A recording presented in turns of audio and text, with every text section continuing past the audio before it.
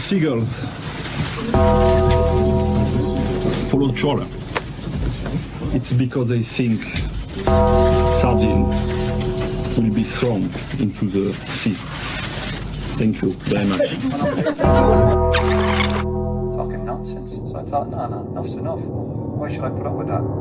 Talking nonsense. So I thought, no, enough's enough. Why should I put up with that? Don't back down, double down. Don't back down, double down.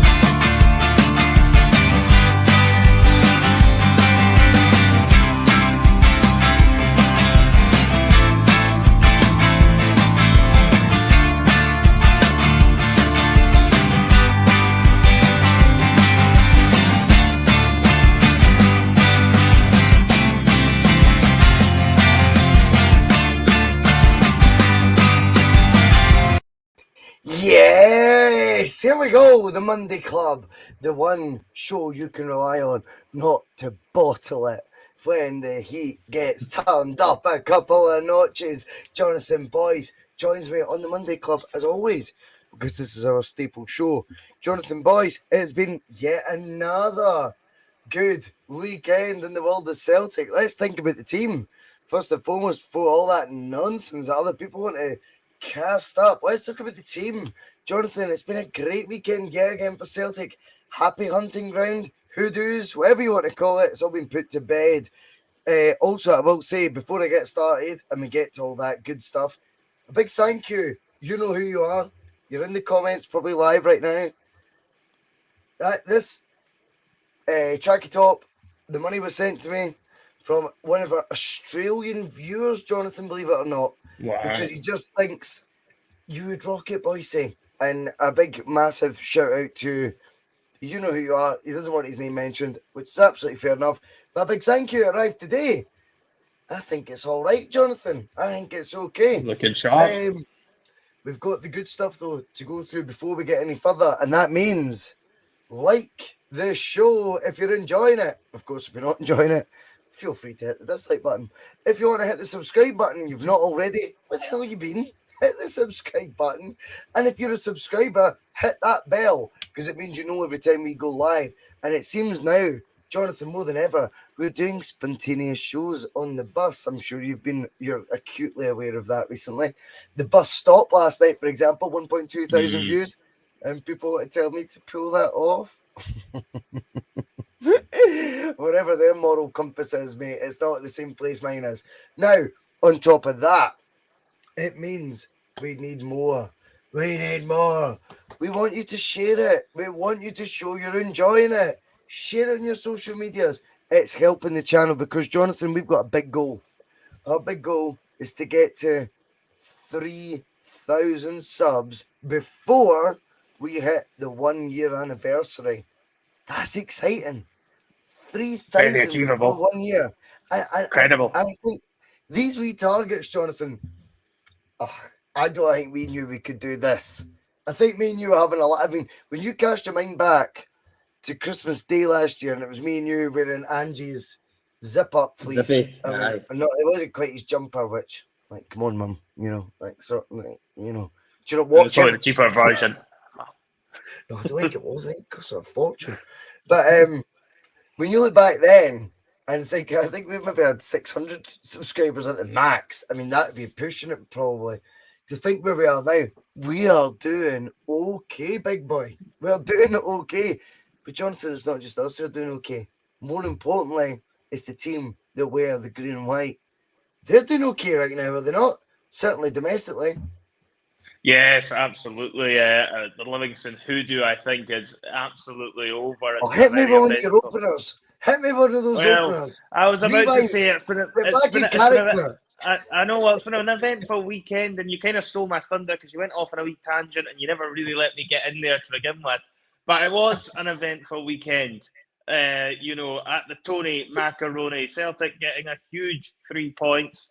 The hoodoo is officially over. Big week coming up, Russell. I know the Real Madrid game doesn't necessarily have the high stakes casino vibe to it that some of these other games have had. But, it's still an important one to try and win. Imagine a wee win at the Bernabeu. That would go down in history books, wouldn't it? We've also got the small matter of your birthday this weekend. We are going to the Dundee United game. We're on our way to paradise. 40th, was it? I can't remember exactly how old it is, but pull the show. Pull the show. I know right now it's common to pull shows, by the way, twice a week. So let's just pull ours already. I've not even touched upon the biggest news out of the podcast world this week. I mean, there was shockwaves sent in the podcast world this week, Russell. And, you've been usurped as being the biggest news on your birthday because this just in. Terry's back in town next week, and I'm meeting him in Stirling. I heard about this. Terry didn't believe he would meet you. For some reason, I don't know if Jonathan wanted me up. I went, he will walk the 500 miles, and he will walk 500 more, Terry, to meet you. Believe me, wherever it may be, he'll see you. That's brilliant. I love that. I love that stuff, Jonathan. That's good. So that's some of the good stuff. I'm also going through my emails right now, Jonathan, because as I talk about approaching the 1 year anniversary, and we get all excited about stuff like that, do you know what we're going to do? And you'll like this. Because you'll be invited. Okay. By the way, can I just tell you one thing? You've not earned it. You're there purely on the fact you have the same surname as me and I love you to death, right? That is it. Not because of your contribution to the bus, but we're gonna. It's factual the way. It's factual. It's everyone else contributes a hell of a lot more than you. You'd expected more, But anyway, Jonathan, that's okay. But we are going. The report card reads need to do better. Is that what you're saying at 1 year? When you give me my grades, room for improvement. Oh, my report card said easily distracted. Easily distracted. I don't know where they got that from. But we're gonna book G4 Studios. Huge. We're gonna get the cameras and all that, and like that proper podcast environment. I'll pay for it all, and it'll be good fun. I think, and we'll do that. And you're invited, Jonathan. But that'll be later on in the year, and that'll be to celebrate the 1 year anniversary. However, Jonathan, Olivia Way, I know you did the brilliant opener as you always do. Olivia Way, that was a place I didn't enjoy the thought of going to. No one did, let's be honest. At times I watched the pitch and I go, do you know what? There's a reason they actually enjoy having this pitch. It's terrible. It is a disgrace. It's like carpet that's not been hoovered in 14 years. But Celtic navigate it now because they're under a different guise. They're under a different vibe. We are Celtic now under Ange Postecoglou, who he doesn't pay attention to refereeing decisions like VAR last week. And whilst that might annoy you because you want him to address that elephant in the room, we've addressed a few of them on our own pod this week. But he also refuses to address things like hoodoos, runs of form. He doesn't subscribe to that, Jonathan, really, does he? He doesn't fall in any of those traps. See now, Olivia Way completed it, mate. Yeah, it was fairly comprehensive, wasn't it? It was. I guess there was probably still a little bit of nervousness for a game like that from the supporters' point of view going into a game. We haven't had a lot of success on that ground previously. Granted, we did win there last season, but you didn't know if that was just going to be an exception to the rule or we were going to be changing the rule itself. And I think what we've proven with the performance on Sunday was we were actually miles better than them this time around. We knew exactly how to play them and beat them at their own game. Livingston's plan is quite straightforward. It's pretty much keep it tight, keep it 0-0, try and get you on the break, and defend as solidly as they possibly can. Celtic ripped that game plan apart once they got that early goal from Kyogo, which is extremely well taken. I think it was quite surprising because I think a lot of us thought Chaos would have got the nod up front. There was certainly a lot of eyebrows raised at the selection choices made there. I don't know if that was all down to injury or if that was Ange reverting back to type and the fact that Kyogo is his preferred option up front. Let's talk about it. Let's talk about it before you go even into that, because sometimes your points can get lost in translation when there's a million made at the same time. Let's talk about that decision-making process. I didn't like it. I genuinely felt that's harsh. Like, we've had concerns about this, Jonathan, have we not? Now, we've obviously done post-match pitch and stuff, right? So we are very satisfied with Celtic's, I thought, complete away performance. But I want to know if we can go back in time a wee bit. Does the bus go back in time? I think it could tonight, right? So let's take Jonathan to 2:30. Not 2:30. What time is kickoff? 12. 11. And you're looking at a lineup without Giakoumakis in it. Yep. I'll be honest, I was a bit, not even because I felt, well, that team can't beat Livy because Giakoumakis isn't in it. It wasn't about that. I just felt, I act like it's a personal point of view, Jonathan, like we know him. Yeah. But I just thought, how is he going to be feeling right now? What's he got to do, mate?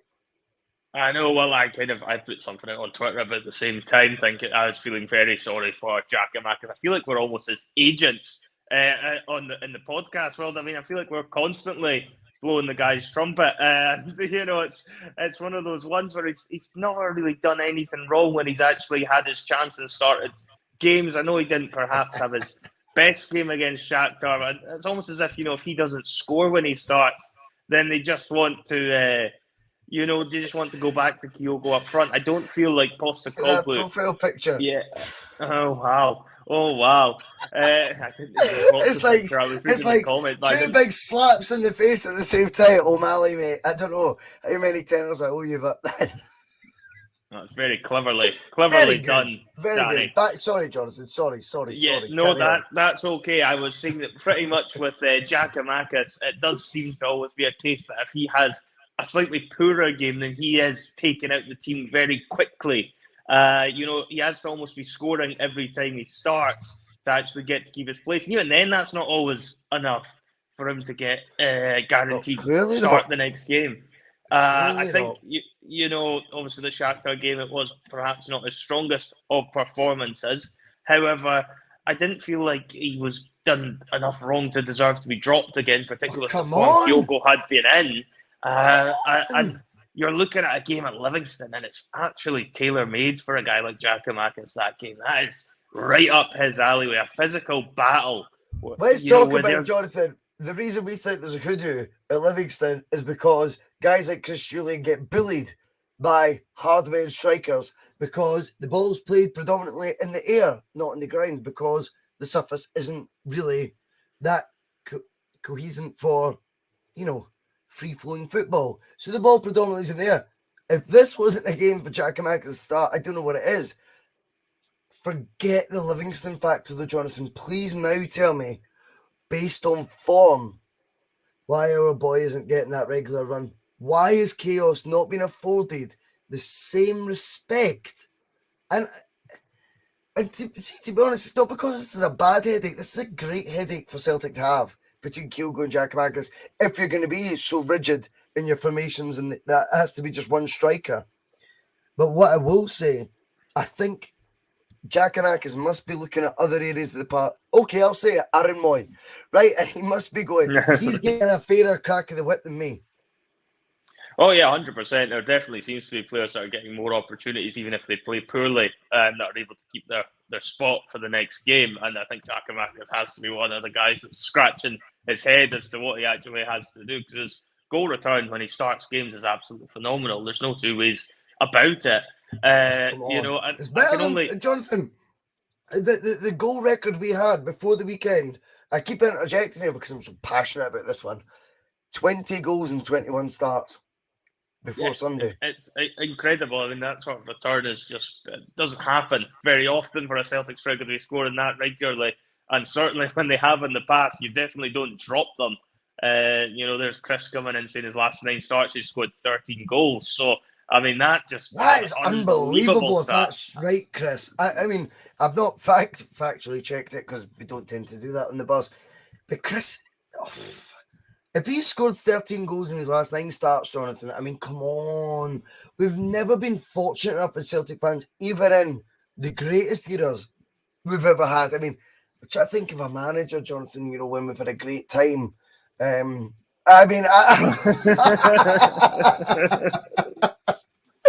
But genuinely, though, I mean, 13 goals in 9 games. When have we ever been able to afford to not have a player with that sort of goal return? Easily dropped as chaos is.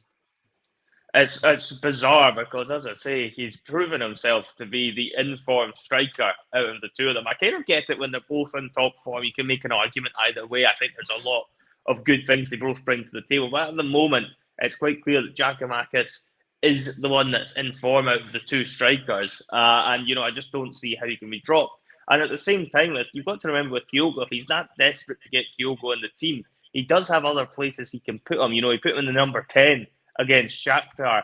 But he's also played out wide, you know, when he was at Japan as well. So, I mean, Kyogo is very flexible with his position. Yes. There's a lot of different places he can play. If you want to slot him in somewhere else, you can find somewhere for him. Giakoumakis is an out-and-out number 9, so he needs to go up front. You know, that's the only place he can really play. And the only reason I could possibly think why he's not getting the starts is because he's sometimes, well, actually most of the time when he comes on or when he's actually starting a game, he ends up with these little niggling injuries. And I don't know if it's maybe just a case that... Mate, he's got the tightest hamstrings in Europe, eh? I mean, he just clutches his leg. It's bingo now, isn't it? It's bingo. It's Giakoumakis bingo. You kind of know that there's going to be a minute where he's going to end up holding his hamstring or going down with holding his back or something. There's always something going on with him. And, you know, he only had a brief appearance off the bench against Livingston, and even then, about the 91st or 92nd minute, he's clutching his hamstring, and there's looking like he's in discomfort. So I don't know if he just does it sometimes, if he does like something a little bit shit and he just decides, I'm just going to hold my hamstring, or almost blame it on something tightening up if he makes a wee mistake or whatever. But it's the only reason I can possibly think of as to why he doesn't start the games, is in case there is some sort of underlying knock there that perhaps we're not aware of and Ange's trying to manage it. The cynic in me tells me that's not what's happening. I think it's more of a case. I like Gary coming in here because he's like, you're talking like Ange made the wrong decision. Kyogo did justify his selection. Gary, I couldn't agree more with you, pal. That finish he did was like Kyogo of old. It was the opposite of Kyogo's recent form, though. And what we're trying to say is, I want to see a structured pathway to the first team that is based on fairness, not favour. And in my opinion, and it will just be my opinion, I think a few folk, I know O'Malley in the chat, he'll probably share it. I'm not convinced Giakoumakis, everything he does based on form, is ever enough to get in that starting lineup. Of course, Kyogo, Jonathan justified his selection. He did fantastic with that finish. It was brilliant. It was great to see him. It was authority in it. It was confidence again. But the point, though, is genuinely, based on form, was he the guy? Was it the other way round? Giakoumakis is even considered for the starting lineup. Yeah, Giakoumakis shows the form Kyogo was last season. yet still not considered for the first team. I think that's the bone of contention. That's that's what we're talking about. But you're absolutely right, Gary. Of course he did justify his inclusion. Spot on. Yeah, and hopefully, if getting that goal, we are going to see Kyogo get back to the top form, because this has by no means supposed to be a slight on Kyogo. We all want to see No. him, playing at his top of his game, because Kyogo, when he's on fire, could very well be our best striker in that position. The issue is just he's not been showing that form since really the first couple of weeks of the season. But we all know that Kyogo is an absolutely top quality player when his confidence is up, as he showed in the first half of last season, when he pretty much carried Celtic to the League Cup and kept us in the title race single-handedly at times. So there's no disputing that Kyogo's a top quality player. I think if you'd asked most Celtic fans, I think that would have been the most concerning selection, though, going into that game, before he does his moment of brilliance where he does manage to lash one in to the near post. I think most people would have probably said before the game they'd rather have had Giakoumakis up front and would have been more confident with Giakoumakis up front for that particular game. However, it does work out in Celtic's favour. So, there's not really any gripes as such. Probably would have been more questions asked if Celtic had dropped points. So we're kind of fine with that. I think one of the more interesting things moving on from the first goal is I actually really enjoyed the battle with the Livingston striker and Carter Vickers. I think that's almost the first time I've actually seen Carter Vickers almost getting pushed to the ground and out-bullied by somebody. It just doesn't happen often. I liked him. Thought he was very impressive. I thought Newbley was good. But I watched him the first time Rangers played him. He scored, but it was actually brilliant. His all-round game. The goal probably almost took away from the fact. Watch what he actually was doing to them. He was causing them havoc. Is he Celtic class? I don't think so. But he's 100% a player, Jonathan, who will not be at Livingston for long. No, I think he'll end up somewhere else at one of the other clubs Hearts. in Scotland. I predict he'll be at somewhere Hearts like a Hearts or somewhere similar.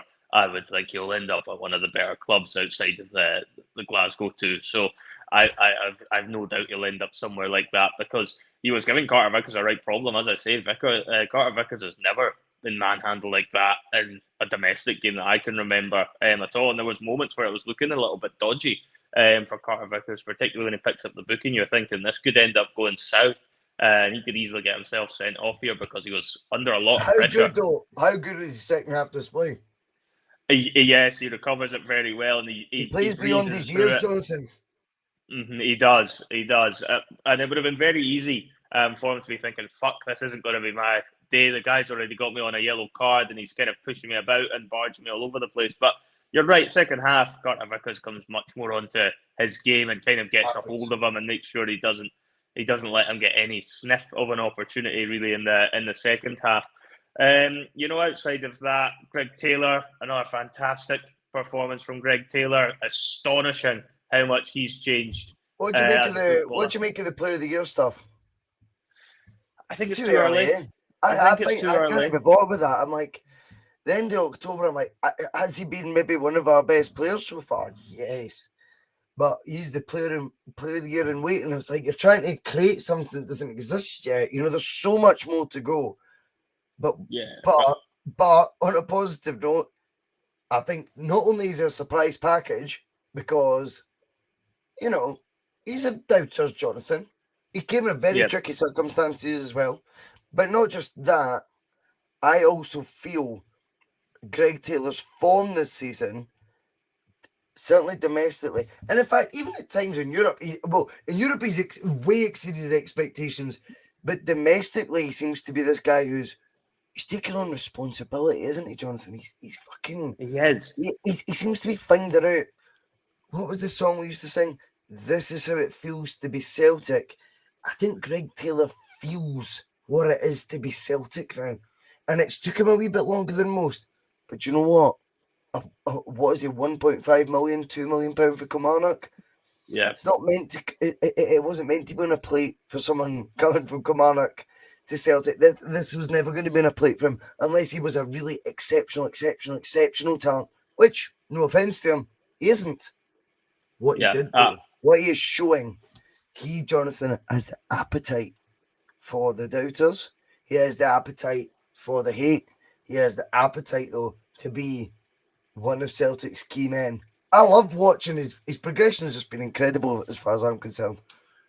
Yeah, I think it's been great. It's been kind of similar to I think what we watched with Ralston last year, where a lot of people had written Tony Ralston off, and I think in some ways, I think when we looked at it in the summer months, we probably thought Greg Taylor's position could end up being one that we look to strengthen and possibly have to replace Taylor as being the weak link in the team. For a lot of fans going into this season, they would have looked at that and thought when Burnaby comes in that's going to be Greg Taylor phased out and he'll only play sporadically. But Greg Taylor's risen to the challenge, and I have to say it's his attacking intent that he's now bringing to the table that is really exciting to watch. The amount of defence splitting passes he's now playing is quite remarkable compared to what he used to do. He used to turn around and he'd play safe balls constantly and just try and retain possession. But he's got his tail up now, and he's beginning to realise he can actually mix it at the top end of the pitch. And, you know, there's belief there, and you know he's got 2 goals now in those last 2 games. He's not afraid to have a pop and get himself into positions. I mean, the Hearts goal, he's actually pretty much played in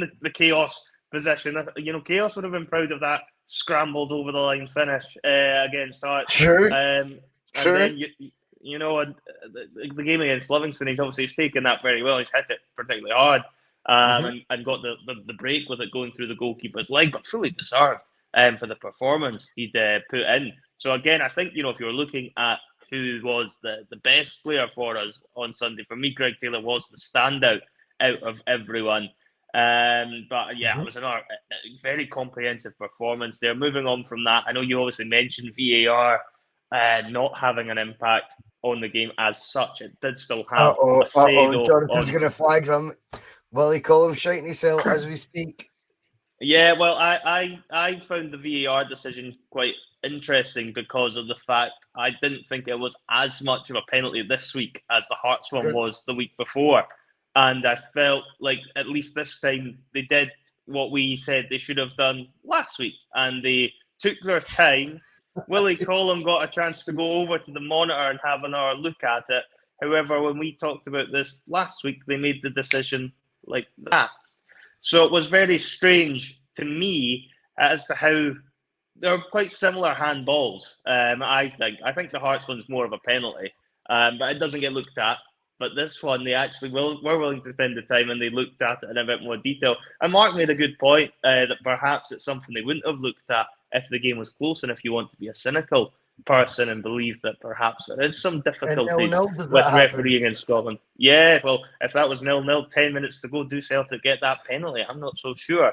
Well, play devil's advocate on it though as well. Play devil's advocate on it as well and go, or, not that I believe this, but I'll be honest, if you just look at the decision-making process, have they learnt from their mistakes from the week before?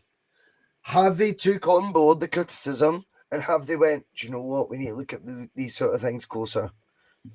If that's the case, I'm all for that. We can't always, devise our opinion on it, Jonathan, by feeling like we're getting cheated, albeit I think it's a fair and honest reflection at times. But what I will say is, we only ever have wanted a fair game, not a Celtic bias game. No. We want a fair game. We want a fair sport. We want to watch sport through the same prism everyone else watches sport. That's what we want, and it's judged and called down the line. If you forget about the history of maybe a bit of prejudice and things like that, Jonathan, if you take all that out of the way, maybe there's an argument to say they've took the criticism on board. They've listened. They've reflected. And they've went, handballs at that, not because it was Celtic who put the cross in, but handballs at that need that second look, need that extra eye, and maybe need to take longer than, what was it last week, 7 seconds? Yeah, it was over before you'd even seen the replay, I think, the Hearts done. But yeah, I get what you're saying, and I do think, hopefully that proves to be true, and it is a case that it's just bedding the VAR system in. And I guess we'll find out over the next few weeks because these sort of decisions are going to happen on a regular basis across the league. So you'll certainly see more examples of these decisions having to be looked at. And we'll find out more if that is just something that, certain referees are going to have another look at it. As like we said last week, and it was a word that Andy Walker actually kept coming out with, as well as that word subjective, when it was actually going to be whether they were going to award it or not. Yeah, and we called it last week, and that's exactly. He said it about 4 or 5 times when they were watching the replays before Willie Collum gives the penalty in that, and he's like, "Oh, it's very subjective. It's hard to say whether they can go back and look at that sort of thing." And I think that is going to be the sort of cop out, if you like, if they do get one that lots of people aren't happy with, similar to what happened at Hearts the week before. Anyway, moving on from the VAR, Giakoumakis steps up to take the penalty. We were obviously at the Celtic Livingston game about a year ago where he gets a penalty. It was in the exactly last a year to the day. Yep, and that was a big penalty at that time, the game a year ago, because Celtic were drawing 0-0. It was about the 93rd minute we get that penalty, and Giakoumakis steps up. He misses. Everyone's calling him a donkey in the stadium. Not us, but everybody else. Not us. We backed our horse, and we were battered walking out that day, the way. No, yeah, there was a lot of things going on there. I don't know if you remember. That day was the day where the 30-minute silence was. That's right. That was all the Higgins carry-on was going on, which I don't ever think's.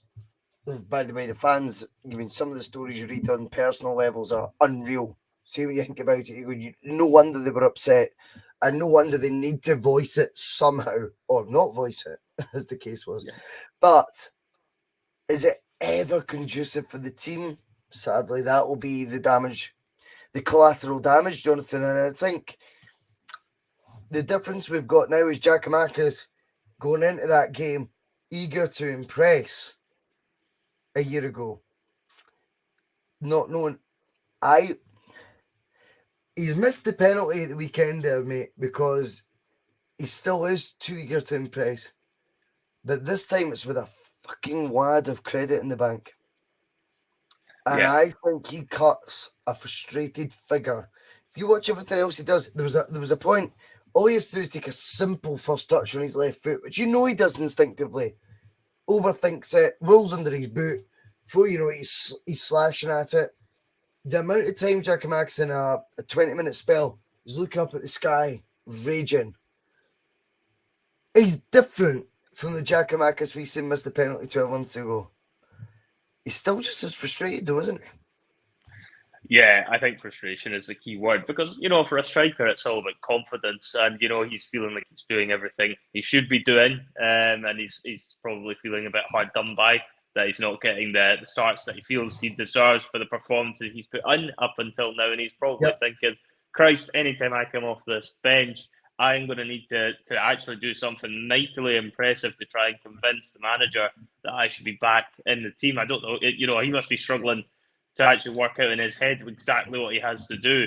So I think that's why he's automatically put himself forward to take the penalty. I'm not sure if he's taken one since the Livingston game the year before. Usually Juranovic hits them. But obviously he wasn't available on Sunday, wasn't on the pitch at the time.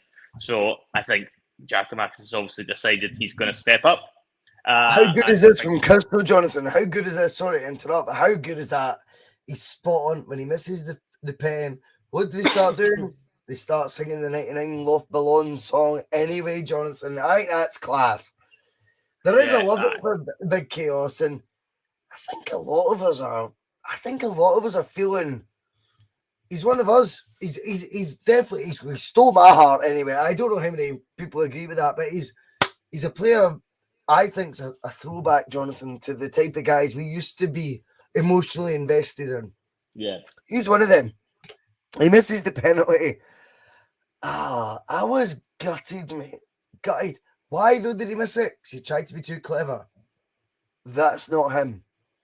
Smash it, mate. Smash it. Yeah, take out your frustration and leather it would have been a better approach than what he ended up doing there. But I thought the story was written for him to get his redemption a year on against Livingston, and it would have been a nice little storyline in that game if Giakoumakis had kind of corrected that wrong from a year ago. Unfortunately, it wasn't to be. To be fair, as I say, I thought Celtic were very good value at 2-0, and 3-0 was probably extremely a fair result, to be honest, when we get the third one. And it was actually quite pleasing that it's Jota who gets it, because Jota hasn't been around the first team as much of late because of injury. And it's a wee reminder that he's still there. He's back now.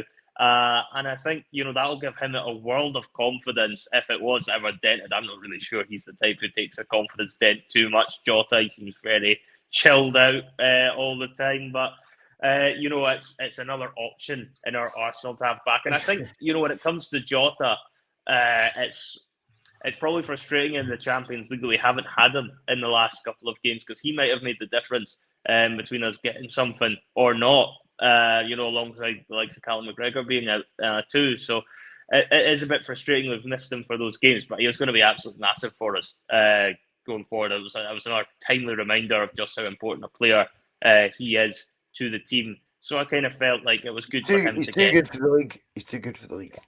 He won't. I don't think he's one that we will be holding on to for too long. But you can hold on to these guys if you consistently compete in Europe. And this is where it's a double-edged sword, I suppose, Jonathan, because fundamentally, we want players, first and foremost, that will win us our domestic league. That is the bread and butter, as Mark Kenny calls it, the bread and butter. However, to then compete the next stage in Europe, there's two sides to it. You get a Jota, you get all giddy, because you watched it. I mean, I think at times he looks like he's playing in the wee boys' playground, you know what I mean? Like, when you're just like... He's came for senior school, do you know what I mean? He's just playing about in the playground, just nutmegging folk for fun. He's a different level. How do you keep him stimulated to play for Celtic? You have to be competing at the top table. You can't be out after 4 games. Yes, our league campaigns tend to be quite captivating when that title race becomes what it can. I don't see that race being a thing this year. Again, it looks like I'm being a wee bit... I always have respected stuff Rangers have done, Jonathan, like when it comes to regards to Europa League final runs, etc. This year, for me, they look a shadow of whatever it is they're meant to be. I look at their investment and their loss, their asset stripping. I would describe it as what they've done to their squad, and I'm not convinced. I'm not convinced that's the team that's going to match up with us this year. But I kind of, in a weird way, want them to, Jonathan. I was saying this the other night. I kind of want them to, because I think guys like Jota, for example, how do we keep his balls tickled, for want of a better phrase? How do we? Because that's Europe done before November. Fuck me. Yeah. Like, very just true. Just for context, Jonathan, right? Right, we played Blackburn Rovers, right? You think how long that UEFA Cup run was? Blackburn Rovers were on Halloween. Yep. So that was 20 years ago today. The home leg. The home leg. Think how many more we're already out of Europe by that stage. So I know, how do we keep guys of that ability like Jonathan, how do you keep them, really invested? That's the word, invested. Yeah, and it's a difficult one when you've not got that carrot of European football after Christmas to dangle in front of them, because Jota's the type of player who needs to be on that stage. Obviously, you can set targets domestically. There's obviously a possibility of a clean sweep that's still on the table for Celtic. However, I don't know how much of a motivating factor that is for these players. I mean, it's something a lot of them won't have done before. I know for sometimes we as fans might be guilty of taking it for granted, just given how many trebles we've won in recent years. But you've got to remember it would be a huge achievement for this group of players, because there isn't that many of them left that actually have sampled winning all 3 trophies in the same season. I guess that has got to be the target. Now, whether that is enough... What does it mean to these guys, Jonathan? What does it mean to them, though? Celtic fans is different from Jotas of the world. Yeah, I get your point, but at the same time, because he's not done it before, it could be something that could be of interest to him. Now, you can't turn around and say winning treble after treble each year is going to be interesting for him, because then that gets a bit boring for a guy like Jota. But what does a League Cup rank in Jota's ambitions in football? They're not high. And I believe he is playing in as I say, it's like a school playground, you know what I mean? Like, he is He's with the Dafties right now. Like he's been sin-binned to the Dafty the Dafty playground, Jonathan. He's a cut above what he's playing. The players he's playing around right now. He's way better. He's just a better footballer. Without European football, Ange needs to give him extra responsibility, I think, this year. He needs to put more onus on him. I think Jota's he comes over as a very well-measured man. As somebody who's quite intelligent. He thinks a lot about, and I think he's someone though you need to stimulate him. You need to keep him really focused, because he didn't sign permanently with us to win a treble. He didn't. He signed with us permanently to compete in the Champions League, not score one goal away from home. No, and I agree with you there that Europe is the main area for the majority of the Celtic team. To be fair, I mean, also not the fans though. Not for the fans, not for all the fans, but it's an interesting one when you look at Rangers though as well. I would agree with you. I don't think they are as strong as they were last season, and I expect Celtic will end up winning this league a bit more comfortably than they did last season. However, I think you can look at the opposition in the league and think, they're not very good either. So there is every possibility. Rangers just have to be better than the rest to keep it close with us. So there is that possibility there that, if Rangers are able to put together a run of results against the rest of them, which isn't impossible, by the way, because they are better than the rest of the teams in the league, then you could still find you're in a bit of a title race, even though we don't really feel that they're as strong as they were last season. So it's one of those ones that I would imagine it'll probably still go on quite late into the season. However, I still think Celtic will pull away somewhere along the line. Just I don't see Celtic dropping many points on the run-in at all. And I can't really see where Rangers are going to be able to put together the sort of results that they would need to overhaul us.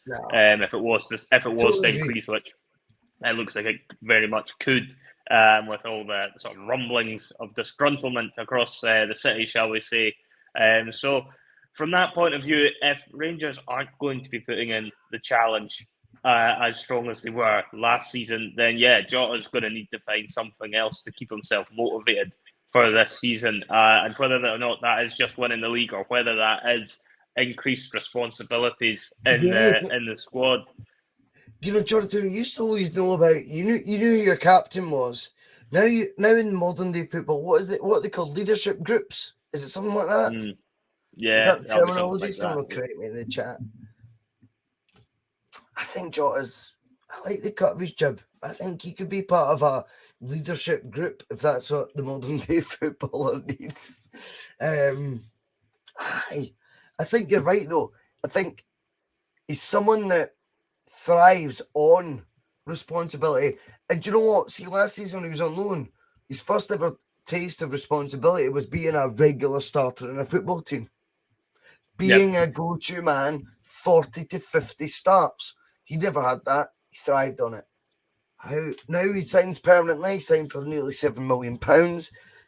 Again, he's sitting there going, oh, right, okay, that's the next level. Champions League. Excite me. We're out of that. We've got Real Madrid, though, Jonathan, this week. How do you view the game against Real Madrid this week? Because for me, I wouldn't be surprised if we pull a rabbit out of the hat. Would you dress it up as being a bit false? Or would you say, no, still take that merit? Because Real Madrid are such a finished article that maybe you need to go anything you take off a team like that of real world-class athletes, or not just athletes, I mean like world-class footballers, one of the greatest teams, a lot of them coming to the end of their cycle, I'm sure, but could you dilute a good result against them in any way, shape or form because our paths have already been kind of decided, or do you still feel that game is there all to be played for? I think you're certainly looking at it as an opportunity to get a big win, and I take your point. Obviously, the fact that it's not going to make any difference in terms of group standings for Celtic, and it's a bit more of a bounce game for us in terms of competitiveness. But if you're looking at Real Madrid at the Bernabeu, it's a fixture that doesn't come around very often for Celtic at all. So if you're able to get a win there, it would still be memorable for me, even though it's going to be one of those ones which people will end up remembering it as a fact to think out the group. I think people would probably still turn around and be like, well, we did beat Real Madrid though in that campaign. I think that'd be still one people would be talking about and remembering fondly if Celtic were to go to the Bernabeu and win, just because of the magnitude of the task. You've got to remember Real Madrid are the Bernabeu. But you've got to remember Real Madrid are the European champions. They're not there by accident as the European champions, and they have to, they're consistently winning that they're consistently winning that competition. For me, there's no greater club side to be playing than Real Madrid. So if Celtic have an opportunity on Wednesday night to get a win over Real Madrid, I think that would be one that would last long in the memory for everyone involved. And it's an interesting one, Russell, because I know what Mark Kearney would say if he's on it, because he would probably be saying put the kids out on Wednesday. I think that's what the judge would be saying. The judge would say that. The judge would say that. Yeah. I think he probably would have said that for the kids out for the game at Celtic Park on day one. I think how little he seems to view the European competition is probably the least of his priorities from previous conversations with him. Is tomorrow, though, the type of game, Russell, where they should be looking at perhaps protecting a few players, or do they go all out, full strength, and try and get a memorable win to try and redeem something from this group, to have a tangible result there to show for the performances that haven't merited any 3 points yet? It is absolute go for broke as far as I'm concerned. This is your last effort in Europe this season. And by the way, how do you feel at that? So I was saying to them, how do you feel? You're already out at everything in Europe. This is it. You don't play in Europe now. Don't tell me you came here to play in Europe, because none of you have stepped up enough. But you get one more shot at glory, and do you know what? They might just make you famous tonight, because they are the most famous club in European football. For me, they are the pinnacle of European football is Real Madrid. I know it's nice to say it's Barcelona when you're a Celtic fan, right? However, Real Madrid are just that bit better. With it, we like their I don't care about their politics. To be honest, if you ever want me to start talking about Catalonia's independence from Spain, I think sometimes people get a wee bit on their pedestal, Jonathan, and don't quite know what they're on about. You mean we're not going to have a podcast dedicated to independence sort of runs in Catalonia? Is that not next on the Boyce'S schedule? I was thinking about it, mate, but I bottled it. You bottled shoes on Monday. But what I will say is there's so much to be taken for Celtic still from this group campaign. Prove Ange right. Prove him right. See when he's got a bit niggly in interviews. Prove him right. Prove the big fucker right that you really are on a path that's different from your city rivals. Prove him right that this campaign has had a lot more substance than maybe points. Go for broke. Pick, and if I was advising Ange, pick your best team. Go there. If this is called trusting the process, Jonathan, there's no part of the process we can take any trust from if we play a B-side. You have to play your strongest team. You have to test them against the best. And then we gauge the result. And we know the circumstances are completely different than what they would be if there was something at stake. I'll take that into account. But I still don't ever see a negative to our best players playing against Europe's best players. Yeah. I don't see a downside to that, pal. And I really think, Jonathan, from our point of view, we want Celtic to get a win out of these 6 games. Just as a wee flip side, it's also 2.4 million euros. Yeah, I mean, the financial rewards are definitely there, but there's also benefits for the team from gaining an experience of playing against Real Madrid away from home, particularly if you are able to get a positive result. That can be it's completely meaningless though. RM97, Jonathan, RM97 is just he's so RM97. Yeah, you're right. It's meaningless. 2.4 million euros. Just for clarity, RM97, my man. 2.4 million euros is the equivalent, just shy of, our yearly TV deal domestically. You tell me if that's meaningless to Celtic Football Club, big boy. Yeah, I mean, I kind of get why a lot of fans might be reluctant for them to play the fullest, strongest 11, because if something was to happen to the likes of a Jota or a Giakoumakis or something in this game, you already could imagine the Twitter meltdown So you after wouldn't as to pick why this- he's put them on. Oh, I'm flipping it. I'm flipping the argument and playing devil's advocate as to what people might think. I mean, personally, for me, I think you need to play your strongest team because they need the experience, which is what I was leaning on more than the financial rewards are obviously there for the club, and that's great. We can't have it both ways. We can't have it both ways, where the process with the trust is then based on just winning the league. If we win the league, we could win this league, Jonathan, without this team coming any further forward in the progression. Do you know that? Yeah. We could still win the league without that team actually having evolved any further forward than where they are right now. But playing Madrid with your best 11 against Real Madrid at the Bernabeu, as you call it. The Bernabeu. Play them there. I think the players can take a lot from that. That is part of the process I think we've been made to trust. I cannot believe the attitude to sacrificing players now because there's not well, the league comes first. We'll just carry on then. We'll never change, Jonathan. This will be Celtic forever. It's just focus on these domestic trophies. Yeah, I think Stubbs's horse makes pretty much the point I was making as well. So you've got to play them because they need that experience. The players need that growth, as you rightly said. Because if you don't play your players in these types of games, they're not going to be better prepared to challenge them around next season when hopefully we're back playing in the Champions League, group stages. So it's something I think he needs to play the strongest team.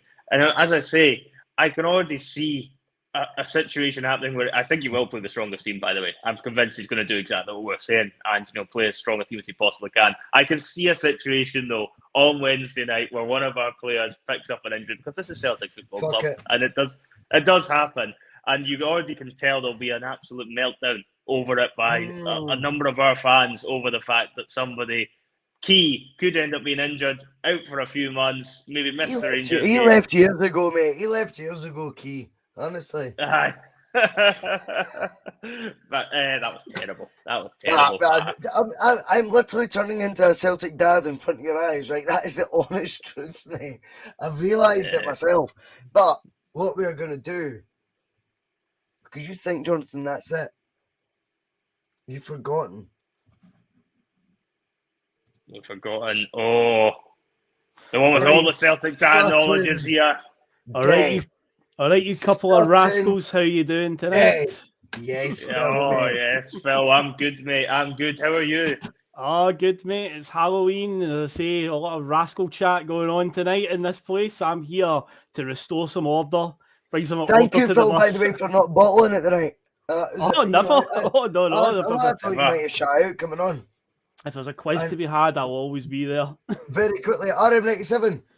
Never thought one thing you said was disrespectful, mate. It's debate. This is what we encourage in the chat, pal. So no, not at all. I think a lot of people will share his viewpoint anyway. It's an absolutely valid viewpoint. Mark Kearney, as I say, would absolutely be 100% agreeing with everything he's saying just now. If he was on here just now, we'd be going ding dong because he'd be wanting bloody some under 16 youth player played up front. Oh, there he is. There he is. Speak of the judge, and he will appear.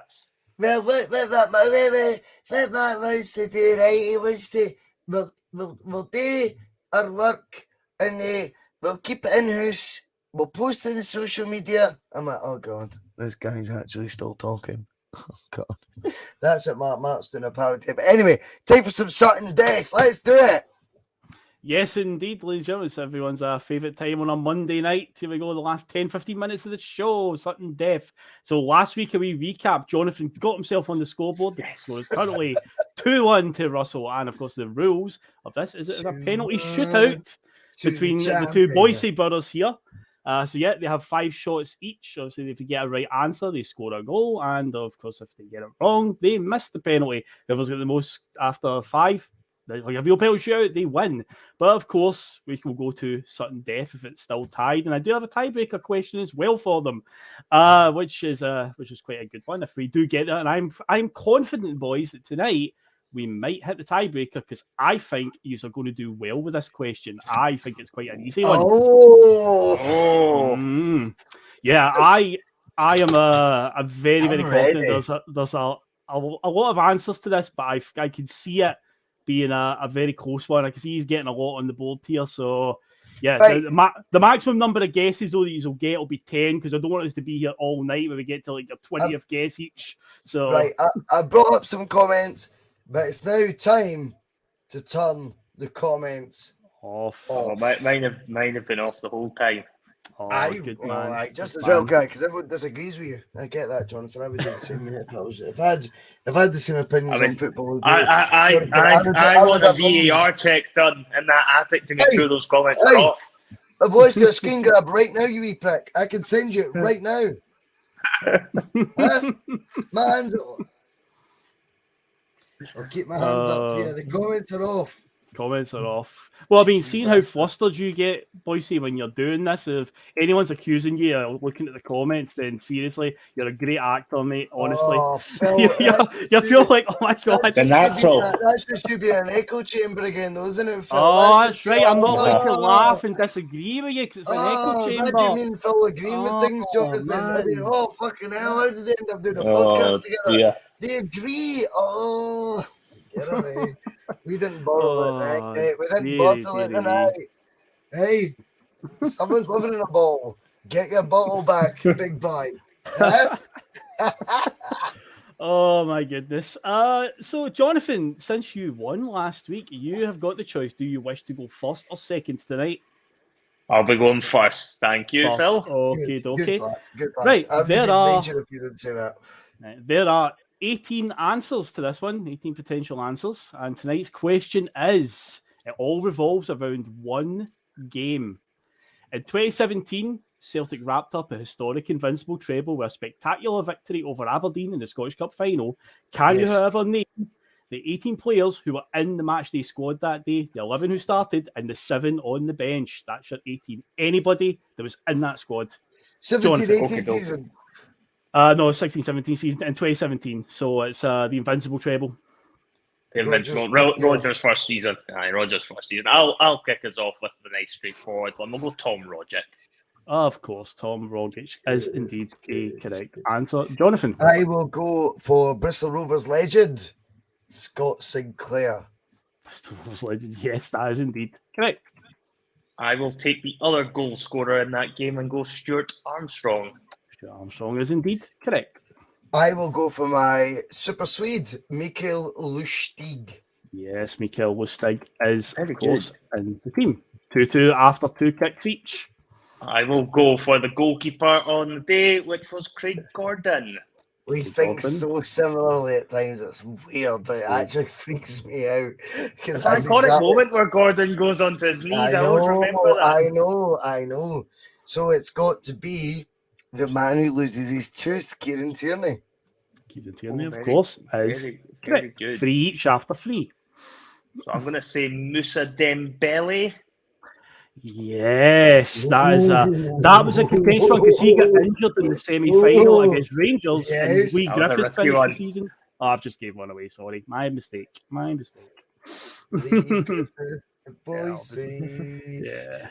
It was every conspiracy theory is right, Phil. He's got that back now. Full sack Philly Griffiths. I'd say it's an easy question. I feel like you're going to do very well. Yes. Callum McGregor. Of course. Yes, indeed. Ever present, wasn't he? I'll take the other academy player. I'll go James Forrest. James Forrest was on the bench but didn't get on the park. So it's 5 each after 5. So we are in to Sutton Death. So basically the maximum now you can guess is maximum score you can really get to is 9 apiece. So if you how many players are left? Okay, well there's 1, 2, 3, 4, 5, 6, 7, 8 to go. So yeah, can use 18 is the maximum amount of answers. We need centre backs, but why not go for someone, Jonathan, who is called captain, leader, legend. Oh my God! Yeah, very good. Scott Brown. I mean, that's good, Russell. You did that, but Jonathan's first. No. That was Russell's my turn, wasn't turn. it? So It's definitely my turn. I think you've won, to be honest. I don't think we went to Sutton Death. I don't think Russell got one wrong. Oh no, Did you get one sorry, wrong? Scott Brown. Sorry, it's Scott. It's I think Russell's sorry. won. You didn't get one We're wrong. in it. I thought it was very good. I was like, isn't it Jonah's turn? No, it's sorry, Russell's turn. Scott Brown. Sorry, my mistake. He's a third tied. I mean, he's been right in everyone No so one's far. going wrong. No one's going wrong. All right, I thought Forrest. I thought Forrest was wrong. No, he was in the squad. He was in the Forrest 18. He was in the squad. Didn't get Oh, on the I park. see. Yeah, Yeah. Oh, okay, got you. I'll dig out, mate. But see what do we have? See, I was trying to give you the olive branch. We ain't heavy. It's your my birthday this weekend. brother. I was trying to give you the wee present there, mate. That was all I was trying to do. Give you a wee early birthday I present. appreciate that. No, I appreciate it. So, there's 6 left. We're to Sutton Death now. Aye. Sutton Death now. So I'll take. I think he played. I'm going to say Dedrick Boyata. Bastard. Yeah, Boyard, of course. Yep.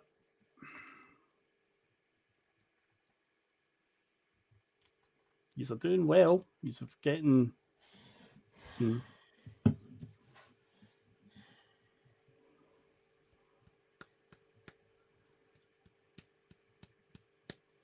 But it's in the squad. Just in the squad, so the 11 that That's started, an 18. there were 7 on the bench. Yep.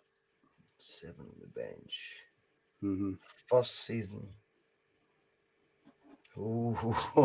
Oh, shit. Near Beaton. Oh, that's a good one. Beaton was on the bench. He didn't go on the park, so he's in the squad. So 1, 2, 3, 4, 5, 6, 7 each. You've got a maximum. Well, basically, there's only 4 potential answers left. So could you get all of the answers? Could you get them all between you? I'm struggling, man. I'm struggling. Let's think. Oh, it's tasty. It's getting tight. It's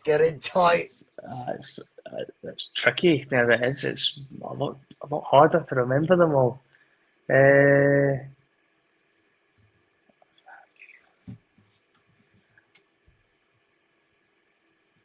gonna throw one out there. I don't think he was in the squad though, but I think he played in the last day of this season. So I'm gonna chuck him in and hope for a miracle here. Jack Aitchison.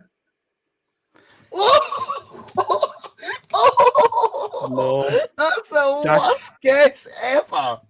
Jack Aitchison was not in the squad. He was not in it, mate.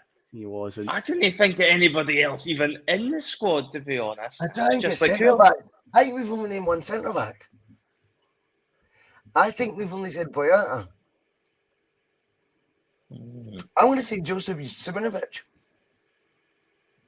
Joseph Simonovic is correct. He was in the squad that started, so yeah. So with Jonathan missing, then Russell, you've won, yeah. Aye. A nice wee gift for his birthday. That was nice, wasn't it, Phil? That was nice of me, Phil. I want the other names, Phil. I want the other names. Let's bring up the comments. See if any was Tierney. Did we say Tierney? We said Tierney. Yeah, you said Tierney. You said Tierney. Aye, we got Tierney. So the names that will the sub goalie. Who would you have said? I went through that. I was like, is it De Vries or is it Bain? And I was like, I think Bain's the year after. Scott Bain hadn't been signed by that point, so I'd have guessed De Vries. Yeah, De Vries is correct. De Vries is correct. Aye. Yeah, I did think about the goalie. Who else could there have been in there? Have you felt the fullback? I couldn't think of who the fullback would have been. Who? Kouassi? No, Kouassi wasn't in the squad. Good thing you didn't say him. No, I'm just guessing now. No, I know. I've got loads of time in my hands now, by the way. Just Gamboa, Christian Gamboa was here. Gamboa was in the squad, yeah. What? That is a shout as well. That's a shout. I thought he signed a year after because I thought of Gamboa after I said Aitchison. Paul Diet saying Ayer, but I think Ayer was at Kilmarnock at this point. Am I right? Ayer's not in the squad, no. He was at Kilmarnock, I'm sure. Because he hadn't signed Christie either, had he? At this point, I think Christie would have been in the bench. No, he'd been at Aberdeen. Aberdeen. So Christie is the was judge's hero, our hero Ralston? Was he on that Ralston's bench? not, no, he's not. Who are we missing? A couple. We're still missing a couple. You're missing two because you've got DeVries. I feel like one must actually knows. There is one from the starting 11 that you're missing, and one more substitute you're missing. Patrick Roberts. Patrick Roberts. Yeah. Okay. The final substitute. Wow. Oh, I love stuff like this.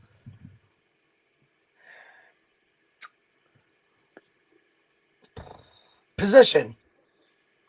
Centre back. Similar name. No, similar name. Danish. Someone. Danish. Eric Sviatchenko. Eric Sviatchenko was the other one. Oh, I thought he'd gone by then as well. I forgot he was even still there. Well, Johnson, I didn't forget these names, mate. I chose to remember the names because it's he's got a hell of a lot of the names in. I had a feeling that you would. I felt it wasn't too bad. So yeah, the full squad was Gordon, Lustig, Siminovic, Boyata, Tierney, McGregor, Brown, Armstrong, Roberts, Griffiths, and Sinclair all started. DeVries, Beaton, Dembele, Gamboa, Rogic, Sviatchenko, and Forrest are all on the bench. Phil, see for the next time we do it, I think we need to get a heartbeat sound effect. Doof, doof, doof, doof, just to ramp the pressure up. Just to ramp the pressure up on you more, mate, because I think you'll come back. I have 3-1 ahead right now, so it's not about me using mind tricks. That was good. But Jonathan, it's great to know that on a Monday there's 2 people who bottle it, mate. It's great to see it's not just one. You bottled it as well. That's fantastic to see. And we'll probably have someone who does this. Maybe feeling a bit better about themselves as well. But Jonathan, 3-1. Catch me if you can. Oh, I will do. Don't you worry. The season is just getting started. The season's just getting started. And it's your birthday this weekend. I have to look after you and make sure you're getting a wee birthday present, a wee pat on the head. So I'll be back. Don't you worry. This game has just begun. It's all about the game, mate. How you play it. Anyway, what a brilliant night. Cheers for doing that, Phil. Sutton Death is such a good wee. Yes. It's a great wee addition at the end. We really enjoy that because we do have a wee competitive streak between us. We always have. We enjoy that. No, it means it's cool that you do that. No. And thank you for your efforts over the weekend. It's been brilliant. No problem. I think it works out. Tomorrow's the day off. Yeah, I think you're right. Aye. I feel like Neil Lennon going into the changing room. Off tomorrow. Yeah, but I think tomorrow we're going to have a night off. And then the Boyce'S Breakfast Bar will be back Wednesday morning. Then we'll do some PMP Wednesday night. Then the TNF Thursday. Then the conclusion of Martin O'Neill Month Friday. Yeah, it is. Yeah, it's that season we need to talk about a certain aerial vehicle turning direction, and there we don't really want to talk about. We've got to talk about it, sadly. It's Martin O'Neill's final season, so yeah. And we will be going to the game on Saturday, Jonathan. Me and you. Yes. And Phil, the bus stop will be done live outside the ground. Yeah, I will. I'll just put our phone, but we'll do the exact same format as we did last night. We will be doing the bus stop, but outside Celtic Park. And then, by the way, see if anyone's going to the game, they want to meet me for a beer, drop us a message. That's all good to me. We'll do that. I'll meet anyone for a beer. I'm all good that way. But I just don't want anyone to bottle it, because, well, you know how it goes. Stuff at the top. Good night. To cause controversy. Well, I work in the media now, and you've got someone sitting there next to you who's an embarrassment to the media profession. He's an apologist. He's a charlatan.